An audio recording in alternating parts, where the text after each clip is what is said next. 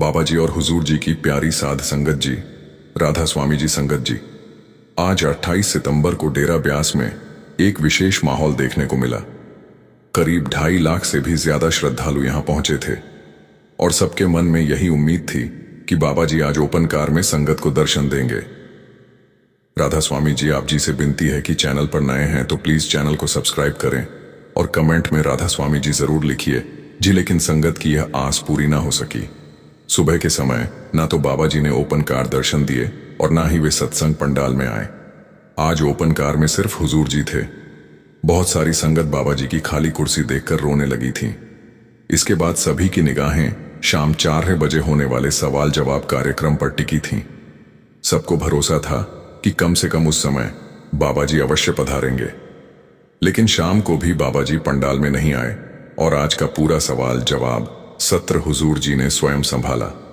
कार्यक्रम के दौरान हुजूर जी ने संगत को यह भी समझाया कि सोशल मीडिया पर आने वाले कुछ वीडियो ना देखें क्योंकि वे सही दिशा में नहीं ले जाते। जब हुजूर जी मंच पर पहुंचे उस समय वातावरण शब्दों की मिठास से गूंज रहा था। सबसे पहले संगत ने यह शब्द गाया, मेरे राम जी तू प्रभ अंतर्यामी, और उसके बाद मन तन तेरा धन भी तेरा। इन पवित्र शब्दों ने पूरे पंडाल का माहौल भक्ति और श्रद्धा से भर दिया। इसके बाद प्रश्नोत्तर का क्रम शुरू हुआ। सबसे पहले एक माता जी ने हुजूर जी से अपने दिल का दर्द साझा किया। उन्होंने कहा, मेरे बच्चे जब छोटे थे और स्कूल जाते थे तो हर रोज बाबा जी की तस्वीर के आगे माथा टेक कर निकलते थे। लेकिन अब जब वह कनाडा चले गए हैं तो वहां जाकर मांसाहार करने लगे हैं, शराब पीने लगे हैं। मैंने उन्हें अच्छे संस्कार दिए थे, लेकिन अब मैं क्या करूं? गुस्से में मैंने उन्हें कह दिया कि अब तुम मुझे अपनी शक्ल भी मत दिखाना। यह सुनकर हुजूर जी ने बहुत ही नरमी और प्यार से माता जी को समझाया, बीबी जी, हमें किसी की आलोचना या परख नहीं करनी चाहिए। हमारा फर्ज केवल इतना है कि हम अपने बच्चों को सही राह दिखाएं। आपने अपना कर्तव्य निभा दिया है, अब बाकी सब मालिक के हाथ में छोड़ दीजिए। जब उनके भीतर सच्चे परमात्मा की प्यास जगेगी वे खुद ब खुद इस मार्ग पर लौट आएंगे। लेकिन ध्यान रखें, उनसे कभी इतने कठोर बोल ना कहें। अभी वह राह से भटक गए हैं, पर सही समय आने पर मालिक ही उन्हें सही दिशा में ले आएगा। आपको बस मालिक पर भरोसा बनाए रखना है। इसके बाद एक भाई ने हुजूर जी से पूछा, हुजूर जी, सोशल मीडिया पर बहुत से लोग बाबा जी और आपकी आलोचना करते हैं। जब हम ऐसी वीडियो देखते हैं तो दिल बहुत दुखी हो जाता है। ऐसी स्थिति में हमें क्या करना चाहिए? हुजूर जी ने बड़े सहज और सरल अंदाज में उत्तर दिया, देखो, हम किसी की जुबान बंद नहीं कर सकते, लेकिन यह हमारे हाथ में है कि हम उन्हें अहमियत दें या नहीं। जब हम उनकी वीडियो देखते हैं तो उनकी टीआरपी बढ़ती है और उन्हें और ताकत मिलती है। लेकिन अगर हम बिल्कुल ना देखें तो उनका अस्तित्व अपने आप खत्म हो जाएगा। सच तो यह है कि क्लिक करके हम ही उन्हें महत्व दे देते हैं। इसलिए जहां कहीं भी संतों की निंदा होती हो, ऐसी वीडियो को छूना भी मत। उन वीडियो को बिल्कुल ना देखो। फिर एक भाई ने अपने मन की उलझन हुजूर जी के सामने रखी। उसने कहा, हुजूर जी, आप हमेशा हमें भजन सिमरन पर ध्यान लगाने के लिए प्रेरित करते हैं। मैं भी कोशिश करता हूं। सुबह का एक अलार्म 3 बजे का लगाता हूं और दूसरा 6 बजे का, लेकिन फिर भी मेरा सिमरन ठीक से नहीं हो पाता। क्या आप कृपा करके इसे थोड़ा आसान नहीं कर सकते? यह सुनकर हुजूर जी मुस्कुराए और बड़ी सहजता से बोले, मैं तो इस मार्ग को और कठिन बनाने आया हूं, आसान करने नहीं। 2 अलार्म लगाने से आगे अब कोई और सहारा नहीं है। देखो, जब मालिक संत महापुरुषों को इस धरती पर भेजते हैं तो वे वही मार्ग दिखाते हैं जो सही होता है। अगर कोई आसान तरीका होता तो वे हमें पहले ही बता देते। सच्चाई यह है कि हमारा मन बहुत चंचल और भटका हुआ है। उपाय तो हमें समझा दिया गया है, अब अभ्यास और मेहनत करना हमारा काम है। फिर हुजूर जी ने अपने बचपन का एक प्रसंग भी सुनाया। उन्होंने कहा, जब मैं छोटा था तो बाबा जी हमेशा मुझे यही समझाते थे कि कभी आसान रास्ता मत पकड़ना, कठिन राह पर ही चलो, क्योंकि कामयाबी उसी से मिलती है। हुजूर ने समझाया कि अपने आप को आराम की जिंदगी से बाहर निकालो, तभी भजन सिमरन हो पाएगा। फिर एक बहन ने अपनी पीड़ा साझा की और बोली, हुजूर जी, मेरी जिंदगी तो परेशानियों से भरी हुई है। हुजूर जी ने बड़े प्यार से समझाया, बेटा, हम में से ज्यादातर लोग अपना बहुमूल्य समय सोशल मीडिया जैसी चीजों में गंवा देते हैं। सोचो, अगर दिन के 10-12 घंटे सिर्फ उसी में डूबे रहे तो बाकी जरूरी कामों के लिए वक्त कहां बचेगा। मालिक ने हमें पूरे 24 घंटे दिए हैं। यह अपने आप में बहुत बड़ी दांत है। हर काम का एक सही समय होता है, हमें बस उसे सही दिशा में लगाना सीखना चाहिए। मैं यह नहीं कह रहा कि आप बाकी काम बिल्कुल छोड़ दें, लेकिन जरूरी है कि जीवन में संतुलन बनाकर चलें। हर काम के लिए अपना एक तय समय रखें, तभी जिंदगी सहज होगी। इसके बाद एक बहन ने अपने मन का सवाल रखा, हुजूर जी, कभी किस्मत साथ देती है तो कभी बिल्कुल बिगड़ जाती है। समझ नहीं आता ऐसा क्यों होता है। कभी दिन अच्छे आ जाते हैं, कभी बुरे। हुजूर जी ने बहुत गहराई से समझाया, बीवी जी, हमारी किस्मत दरअसल हमारे अपने कर्मों का नतीजा है। कर्म का नियम अटल है, उसे कोई बदल नहीं सकता। लेकिन जब हम सिमरन करते हैं तो हमें भीतर से एक शक्ति मिलती है। वही ताकत हमें जीवन की कठिन लहरों से पार ले जाती है। जैसे हुजूर महाराज जी कहा करते थे, हम दुनिया की लहरों को रोक नहीं सकते, लेकिन अपने पैरों में मजबूत जूते पहन सकते हैं। बस हमें वही करना है जो हमें सिखाया गया है और उस पर लगातार अमल करते रहना है। फिर हुजूर जी ने आगे फरमाया, इस संसार में सुख और दुख तो आते जाते रहते हैं, यह जीवन का स्वाभाविक हिस्सा है, हमें इनसे घबराना नहीं चाहिए। इतना सुनकर वही बहन फिर बोली, हुजूर जी, जब भी हम आपको या बाबा जी को देखते हैं तो हमारी आंखों से आंसू क्यों निकल आते हैं, हमें रोना क्यों आता है। हुजूर जी मुस्कुराए और बोले, अगर आप ऐसे कहेंगी तो फिर मुझे भी रोना आ जाएगा। ये सुनते ही पूरी संगत जोर से हंस पड़ी। फिर हुजूर जी ने बहुत प्यार से समझाया, दर्शन पाकर हमें खुशी मनानी चाहिए, रोना नहीं।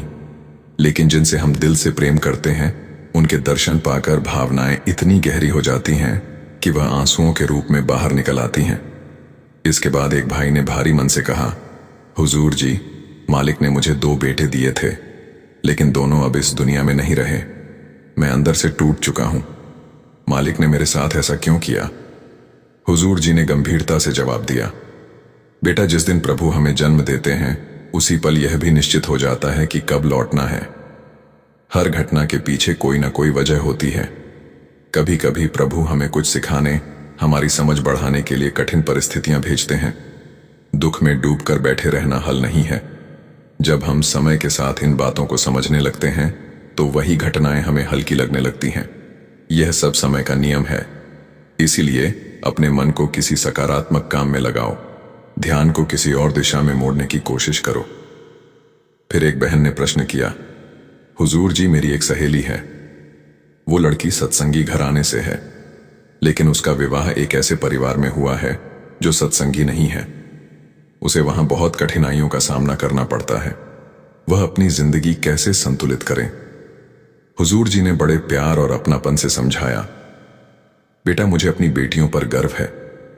जब वे ऐसे घरों में जाती हैं तो सबसे पहले उन्हें एक अच्छी पत्नी और अच्छी बहू की भूमिका निभानी चाहिए।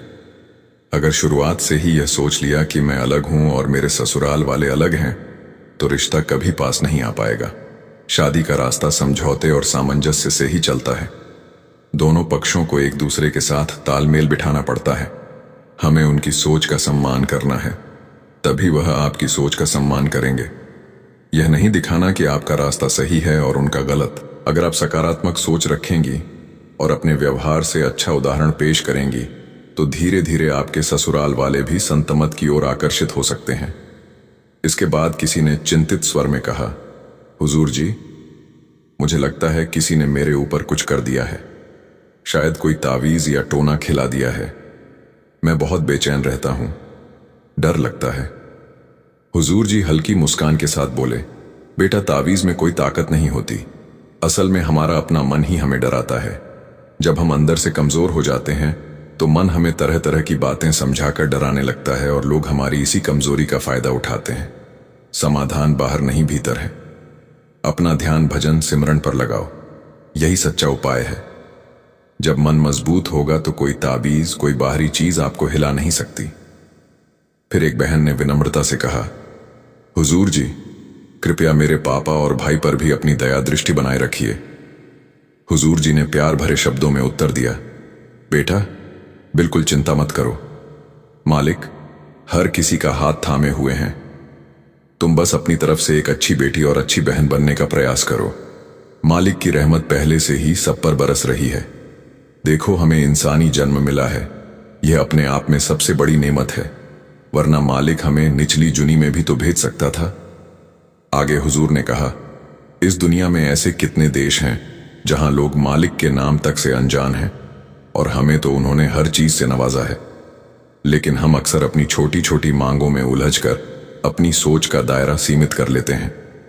कोशिश करो कि सोच को बड़ा रखो, तभी मालिक की असली कृपा को महसूस कर पाओगे।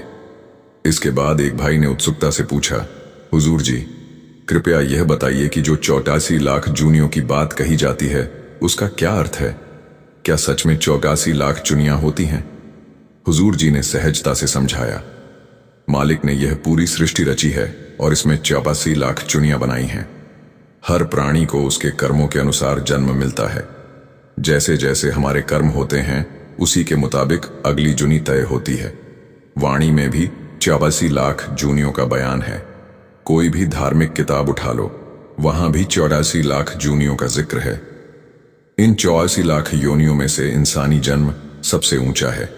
यह न केवल कर्मों का फल है, बल्कि भोग और भक्ति दोनों का अवसर भी है। मनुष्य का शरीर मालिक की भक्ति के लिए दिया गया है। यही इसका वास्तविक उद्देश्य है। इंसानी जीवन को छोड़कर बाकी सभी योनियां केवल भोग की जगह है। इंसान को मालिक ने इसलिए भेजा है कि वह कर्म करें और उनके परिणाम को समझे। हमें विवेक की शक्ति दी गई है ताकि हम सही और गलत में अंतर कर सकें। बाकी किसी योनि को यह ताकत नहीं मिली। फिर एक भाई ने अपनी व्यथा सुनाई, हुजूर जी, प्रभु ने मुझे 2 बेटे दिए। दोनों बेटे बीमार थे, लेकिन 6 साल पहले एक बेटा गंभीर बीमारी में था। अब वह कुछ हद तक ठीक है, लेकिन दूसरा बेटा अभी बहुत गंभीर हालत में है। हुजूर जी ने कोमलता से कहा, बेटा, घर का माहौल प्रेम और अपनत्व से भरपूर रखो। प्यार में अद्भुत ताकत होती है। जब घर का वातावरण प्यार और सौहार्द से भरा होता है तो बड़े से बड़ा दुख भी हल्का महसूस होने लगता है। यही सच्चा प्रेम नाम और शब्द की कमाई से जुड़ा होता है। हमें यह जिम्मेदारी लेनी चाहिए कि घर में हमेशा प्रेम और मेलजोल की भावना बनी रहे। यही हमारी असली ड्यूटी है। फिर एक भाई ने कहा, हुजूर जी, मुझे लगता है कि मेरे रिश्तेदारों ने मुझ पर कुछ कर दिया है, जैसे कोई जादू टोना कर दिया हो। जब मैं डेरा आता हूं तो बिल्कुल ठीक महसूस करता हूं, लेकिन जैसे ही गेट से बाहर निकलता हूं फिर वही तकलीफ दोबारा शुरू हो जाती है। हुजूर जी ने बड़ी सहजता से समझाया, बेटा, यह सब मन की कमजोरी है। जब मन ढीला पड़ता है तो वही हमें तरह तरह से उलझाने लगता है। 5 नंबर गेट के भीतर मालिक का क्षेत्र है, लेकिन क्या इसका मतलब यह है कि गेट के बाहर मालिक की शक्ति खत्म हो जाती है? बिल्कुल नहीं। हमें इन बातों से ऊपर उठना होगा। ध्यान समस्या पर नहीं, समाधान पर लगाना चाहिए। जब हम समस्या को पकड़कर बैठ जाते हैं तो उसी जाल में फंसते चले जाते हैं। अपने मन को मजबूत बनाओ। मालिक हर जगह है, अंदर भी और बाहर भी। फिर एक बहन ने प्रश्न किया, हुजूर जी, क्या आप हमें सचखंड तक लेकर जाएंगे? हुजूर जी मुस्कुराते हुए बोले, बेटा, हमें सचखंड तक तो बाबा जी ही लेकर जाएंगे। मैं तो बस उनका एक छोटा सा सेवक हूं। जो वे आदेश देते हैं वही निभाने की कोशिश करता हूं। हुजूर ने यह भी सलाह दी कि हमें अपने आप को योग्य बनाना है कि हम बाबा जी के साथ जा सकें। सिर्फ लफ्जों में मांगना नहीं है, बल्कि करनी में जाहिर करना है। इसके बाद एक लड़का बोला, हुजूर जी, मैं अगले साल नीट की परीक्षा देने वाला हूं। आप कृपा करें ताकि मैं पास हो जाऊं। मैंने बहुत मेहनत की है। हुजूर जी ने सहजता से जवाब दिया, बेटा, सफलता मेरी दया से नहीं बल्कि तुम्हारी मेहनत से तय होगी। अगर तुम लगन और मन से पढ़ाई करोगे तो परीक्षा जरूर पास होगी। मैं तो कह दूंगा कि मैं करवा दूंगा, लेकिन फिर बाद में पछताना तुम्हें ही पड़ेगा। इसलिए मेहनत करो और मालिक पर छोड़ दो। जब मैंने अपने पेपर दिए थे तब मुझे भी बहुत मेहनत करनी पड़ी थी। मेहनत का कोई विकल्प नहीं है, यही असली दुआ है। फिर एक भाई ने मुस्कुराते हुए कहा, हुजूर जी, मेरी पर्ची निकली है। मेरी बहन ने मुझसे कहा कि अगर तुम्हारी पर्ची निकल जाए तो हुजूर से कहकर मुझे नाम दान दिलवा देना। उसने तो बाकायदा मुझे यहां खुद की सिफारिश लेकर भेजा है, जिससे कि उसको नामदान मिल जाए। यह सुनकर पूरी संगत हंस पड़ी। हुजूर जी भी हल्का मुस्कुराते हुए बोले, अच्छा तो आज तुम सिफारिश लेकर आए हो, लेकिन बेटा यह काम मेरे हाथ में नहीं है। नामदान देने का हक सिर्फ मालिक का है। जब मालिक को उचित समय लगेगा और जिसे योग्य समझेगा उसे नामदान जरूर मिलेगा। हमारा काम तो बस प्रार्थना करना है। मांगना हमारा हक है, देना या ना देना मालिक की मर्जी पर निर्भर करता है। नामदान कोई चीज नहीं कि हम मांगे और हमें मिल जाए, यह तो मालिक की रहमत से मिलता है। फिर एक बहन भावुक होकर रो पड़ी और बोली, हुजूर जी, आपके और बाबा जी के अलावा हमारा कोई नहीं है। आप मेरा साथ मत छोड़ना, मेरा दिल बहुत घबराता है। हुजूर जी ने उसे प्यार से समझाया, बेटा दिन में पूरे 24 घंटे होते हैं। देखो इस दुनिया में हर इंसान किसी न किसी दौड़ में उलझा हुआ है। कोई रिश्तों की खींचतान में, कोई व्यापार की भाग दौड़ में, तो कोई अपनी चिंताओं में। लेकिन परमार्थ का मार्ग इन सबसे अलग है। यह अनुभव का रास्ता है, जहां सिद्धांत भौतिक जीवन जैसे नहीं होते। इसलिए ही भीखा साहिब ने अपनी वाणी में कहा था कि मालिक से मिलने का खजाना हर इंसान के भीतर पहले से ही मौजूद है। इसके बाद एक बहन ने निवेदन किया, हुजूर जी, मेरी मम्मी पापा पर हमेशा आपकी दया और मेहर बनी रहे।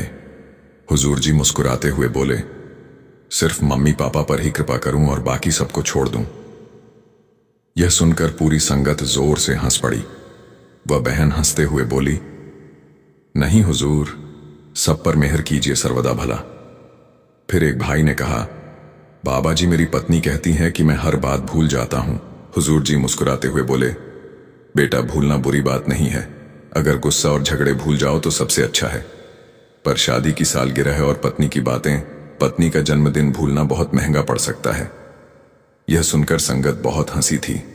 फिर एक बहन ने पूछा, बाबा जी सेवा करना कितना जरूरी है? क्या बिना सेवा के भी भजन सिमरन हो सकता है? हुजूर जी बोले, बेटा असली सेवा तो भजन सिमरन ही है। बाहरी सेवा इसलिए दी गई है जिससे कि मन में निम्रता आए और अहंकार खत्म हो। असल सेवा करते करते मन में अहंकार ना आ जाए, इसलिए बाहरी सेवा करनी चाहिए। बाहरी सेवा से भजन सिमरन आसान हो जाता है। बाहरी सेवा और भजन सिमरन की सेवा दोनों इस मार्ग पर जरूरी है। फिर एक भाई ने सवाल किया, बाबा जी परिवार में तालमेल नहीं बनता, बहुत झगड़े होते हैं। हुजूर जी ने समझाया, बेटा झगड़े तब होते हैं जब हम सिर्फ अपनी सुनाना चाहते हैं, दूसरों की सुनते नहीं। थोड़ा धैर्य रखो, सामने वाले को समझो। हर इंसान की सोच अलग होती है। अगर हम अहंकार छोड़ दें तो घर भी स्वर्ग बन सकता है। सबकी सोच का सम्मान करना चाहिए। यह नहीं सोचना कि सिर्फ मैं ठीक हूं, बाकी सब गलत है। फिर एक बहन ने पूछा, हुजूर जी आजकल बच्चों का ध्यान नहीं टिकता, बच्चे मोबाइल और टीवी में लगे रहते हैं। हुजूर जी बोले, बेटा बच्चों को सिर्फ कहने या समझाने से ज्यादा जरूरी है हम खुद एक मिसाल बनकर दिखाएं। अगर हम खुद ही सारा दिन टीवी और मोबाइल में लगे रहेंगे तो बच्चे भी तो यही सीखेंगे। अक्सर माँ बाप चाहते हैं कि उनके बच्चे मोबाइल से दूर रहें, लेकिन माँ बाप खुद मोबाइल से चिपके रहते हैं। तो ऐसे में बच्चों पर भी तो इसका असर पड़ेगा ना, और फिर हम बच्चों को कैसे मना कर पाएंगे? इसलिए पहले खुद एक उदाहरण बनो, फिर बच्चे अपने आप सीख जाते हैं। फिर एक भाई ने सवाल किया, बाबा जी लोग कहते हैं भक्ति से सब कुछ मिल जाता है, क्या यह सच है? हुजूर जी ने समझाया कि बेटा सब कुछ से क्या मतलब है, सबसे जरूरी तो मन की शांति है। कोई 1 रुपए में भी खुश और शांत है, किसी को 1 लाख पाकर भी अशांति रहती है। भक्ति का सबसे बड़ा मकसद है मालिक से जुड़ना, और जब रूह मालिक से जुड़ जाती है तो मन में संतोष अपने आप आ जाता है। हुजूर जी ने यह भी कहा कि मालिक से मालिक के अलावा कुछ भी मांगते हैं तो वह दुख का ही कारण बनता है। तुझ बिन होर की मंगना सब दुखा दे दुख दे, नाम संतोखियां उतरे मंदी भूख। फिर एक बहन ने पूछा कि हुजूर जी आप अक्सर कहते हो जो किस्मत में है वह जरूर मिलता है, तो फिर हम मेहनत क्यों करें? किस्मत में होगा तो मिल जाएगा। हुजूर जी ने मुस्कुराते हुए जवाब दिया, बेटा किस्मत हमें एक मुकाम पर लाकर खड़ा कर देती है, अब वहां से आगे हमें खुद बढ़ना होता है, खुद फैसला लेना होता है, मेहनत करनी होती है। किस्मत ने अपना काम कर दिया, हमें उस मुकाम तक पहुंचाकर, लेकिन आगे मेहनत करना तो हमारा काम है। सोचो, अगर तुम्हारी किस्मत में रोटी लिखी है तो जब तक तुम हाथ बढ़ाकर रोटी को नहीं उठाओगे और नहीं खाओगे तो रोटी अपने आप तो तुम्हारे मुंह में नहीं जा सकती। फिर एक भाई ने पूछा, बाबा जी क्या मालिक सच में हमारे दुख दर्द सुनता है? हुजूर जी ने समझाया, मालिक सब देख रहा है बेटा। मालिक हमारी अवस्था जानता है। मालिक कभी हमें अकेला नहीं छोड़ता। कभी कभी हमें लगता है कि हमारी सुनवाई नहीं हो रही, लेकिन सच यह है कि हमारे साथ होने वाली हर बात में हमारी ही भलाई होती है। फिर एक भाई ने पूछा कि बाबा जी अगर गलती से किसी को दुख पहुंचा दें तो क्या करें? कभी कभी गलती से हमारे पैर के नीचे कोई जीव आ जाता है या गलती से हमारी वजह से किसी को दुख पहुंचता है, तो हमें क्या करना चाहिए? हुजूर जी ने समझाया कि बेटा इंसान जब तक शरीर के दायरे में है तब तक वह कर्म करता रहेगा और कभी कभी अनजाने में कुछ गलतियां हो जाती हैं, लेकिन समझदार इंसान वही है जो गलती से सीख कर आगे बढ़ जाए और गलती को फिर से ना दोहराए। आगे हुजूर जी ने यह भी कहा कि किसी जीव को हमारी वजह से दुख पहुंचता है तो हमें संभल कर चलना चाहिए। फिर एक बहन ने पूछा, हुजूर जी जीवन में सुख के दिन कम और दुख के दिन ज्यादा क्यों होते हैं? हुजूर जी ने समझाया कि बेटा सब कुछ हमारे कर्मों का हिसाब है। सुख और दुख हमारे पुराने कर्मों से जुड़े हुए हैं। हम यहाँ कर्मों का हिसाब देने ही आए हैं। जिसके जैसे कर्म होते हैं वैसा ही फल उसको मिलता है। कोई करोड़पति होकर भी दुखी रहता है और कोई गरीबी में भी खुश है। सब कुछ कर्मों का लेन देन है। हमें घबराना नहीं चाहिए। दुख आए तो हमें मालिक का शुक्र करना चाहिए कि थोड़े से दुख देकर मालिक ने पता नहीं हमारे कितने भारी कर्मों का हिसाब कर दिया है। फिर एक भाई ने पूछा, बाबा जी अगर कोई बुरा व्यवहार करे तो कैसे सहन करें? कभी कभी बहुत गुस्सा आता है। हुजूर जी ने समझाया, बेटा अगर कोई हमें गलत बोले और पलटकर हम भी जवाब दें तो फिर हम भी उस कर्म में हिस्सेदार बन जाएंगे। इसीलिए ऐसे माहौल में चुप होकर वहां से निकल जाना चाहिए। गुस्से में हम कभी कभी ऐसे शब्द बोल देते हैं कि बाद में पछतावा होता है। इसीलिए अपने आप को शांत रखने की कोशिश करनी है। फिर एक बहन ने पूछा, बाबा जी असली सफलता किसे कहेंगे? हुजूर जी ने जवाब दिया, बेटा असली सफलता यही है कि इंसान जीवन में संतोष पाले, मालिक से जुड़ जाए और उसके आदेश के अनुसार चले। पैसे, शोहरत, इज्जत सब अस्थाई है, पर भीतर का सुख ही असली सफलता है। फिर एक भाई ने कहा, बाबा जी मुझे डाइट करनी है, पर जब मैं लंगर में जाता हूं तो काबू नहीं रहता। लंगर होता ही इतना स्वाद है। हुजूर जी हंसते हुए बोले, बेटा लंगर में कैलोरी नहीं गिनी जाती, वहां नेमत गिनी जाती है।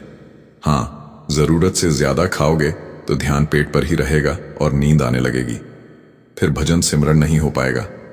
फिर एक भाई ने कहा, बाबा जी नौकरी में बॉस बहुत परेशान करता है। हुजूर जी ने मुस्कुराते हुए जवाब दिया, बेटा बॉस का काम ही है परेशान करना, तभी तो उसे बॉस कहते हैं। लेकिन तुम अपनी तरफ से ईमानदारी से काम करो, मालिक देख रहा है। बॉस तो बदल सकता है पर तुम्हारी किस्मत का लिखा नहीं बदल सकता। इसलिए मालिक पर विश्वास रखो और पूरी ईमानदारी से काम करो। फिर किसी ने प्रश्न किया, हुजूर जी जब हम परीक्षा देते हैं और कभी वह छूट जाती है या ठीक से नहीं हो पाती तो लोग अक्सर इसे किस्मत का खेल कहकर टाल देते हैं। हुजूर जी ने स्पष्टता से कहा, देखो बेटा हर बात को किस्मत पर डालकर खुद को बचाना ठीक नहीं है। अगर गलती हमारी है तो उसे सुधारने की कोशिश करनी चाहिए। मालिक ने हमें विवेक की ताकत दी है ताकि हम सही और गलत में फर्क कर सकें। जो कुछ भी हमारे साथ होता है वह हमारे अपने कर्मों का परिणाम है। जिंदगी की परेशानियां भी हमारे कर्मों से जन्म लेती हैं। जब हम किसी चीज से बहुत ज्यादा जुड़ जाते हैं तो वही दुख का कारण बनती है। हमें अपनी तरफ से पूरी मेहनत करनी चाहिए, बाकी जो होगा वह मालिक की मौज के अनुसार होगा। हमें घबराना नहीं चाहिए। संगत जी यह थे आज शाम 4 बजे के सवाल जवाब। कल हुजूर जी या बाबा जी सुबह 8:30 बजे सत्संग फरमाएंगे। हम कोशिश करेंगे कि हम आपके साथ कल होने वाला सत्संग भी साझा करें। हम संगत से विनती करते हैं कि कमेंट जरूर किया करें और आप इस चैनल को सब्सक्राइब करना मत भूलें। राधा स्वामी जी।